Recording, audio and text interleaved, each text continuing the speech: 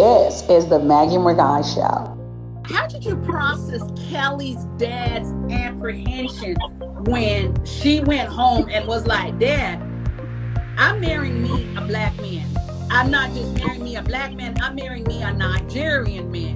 The time that I met Kelly, God has been working through me, has been doing a lot of things with me. Mm-hmm. So it's just more about, not ignoring the process. And part of that process is just our family as well.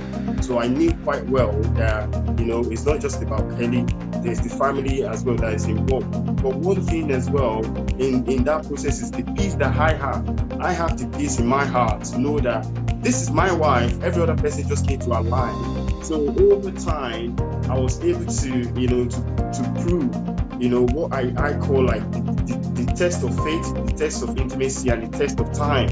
Yeah. The test of time is what I believe God really, show in the aspect of Kelly's dad. Yeah. To know that for a long time they've been together, she's very happy, they're walking their journey and everything is going well.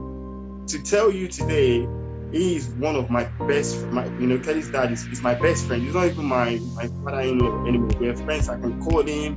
I can even talk to him about something that is not even with Kelly or our relationship. My dad's childhood, I think he was very open, but as I mentioned before, had a bit of a run-in with one of his close friends who was black at the time.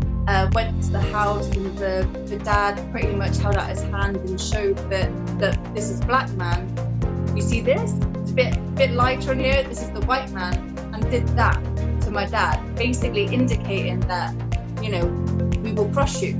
When I met Daré and I knew that God had him for me, I was like, there's no doubt in my mind that my dad's going to have to fall in line with this, and God's going to have to do something. Yeah. And I think one of the points that even Daré made was, if he was unsure about me, yeah, then he would have been able to handle my dad. It would have been too much. This woman, she's a black woman trapped in a white woman's skin, okay? I knew you was going to say that. I knew you was going to say that. So I was not surprised when Kelly be like, she's getting married to a black man, marrying a Nigerian. This girl dances like a black girl, okay? Okay, you're a black girl on here, you think you can dance? Kelly will give you a run for your money, okay? And I love something I heard Bishop T.D. Jakes say. He said, listen, when you get married, you're not just marrying that person. You're marrying their entire family. You're marrying everything that comes with that person. The good, the bad, the ugly. You're marrying into that. So you better think about that. Well, I just want to say that God was grooming you for what he knew you were supposed to have. That's what it was. He was grooming you. He took you, so you could learn the culture, so you would have exactly what your husband needed. So he was grooming you. When the time comes and God says that it is time, I just position myself to know that, okay, God, you're saying that she go say hello. I don't know this girl. She's got about 7 to 8 girls surrounding her. Their face are not even friendly at all. I'm not going to trust you and say hello. As polite as I can be, I'm very, very, calmly. And I went and I did that. But, the thing as well is that when when she was talking about Nigeria and saying certain things and know my name, that was confirmation for me. I've always just been that open to people. I'm not saying race, I'm just saying the person that, is in front of me. Truly not just about my culture, trying to impose my culture on other people, but also to learn about their culture and there's so much that I can say about that.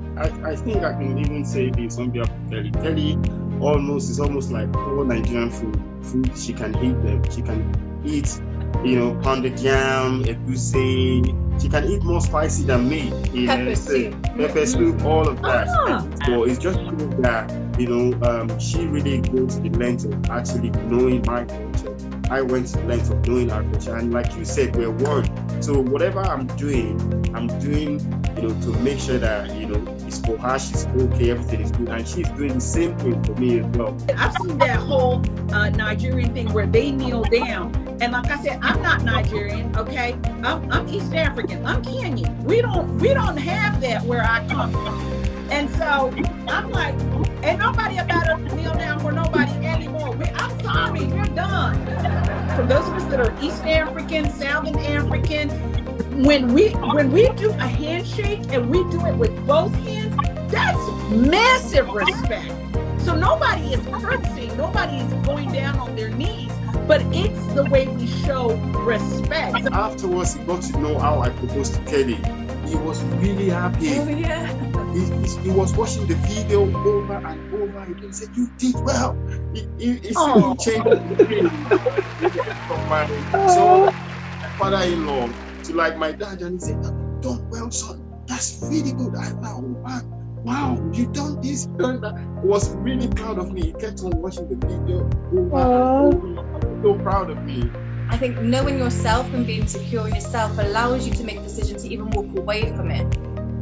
And that's what you want. You want that ability to be able to detach yourself easily if it's not the right person for you. Yeah. Rather than now thinking, oh, but no one else is looking at me. No one else is paying me any attention. Maybe this is it. And you're forcing something like a square peg through a round hole, and it's just never going to work. Because if it's not working well in your dating stage, it's not going to get better in your marriage. To me, this wasn't really a racial thing. It was a God thing, a God relationship, and how God put you together. My dad used to say, you have to become what you want. He said, how can you want someone that's faithful if you cheat? How can you want someone that is stable and you unstable? He said, you have to become what you want. Yeah, So absolutely.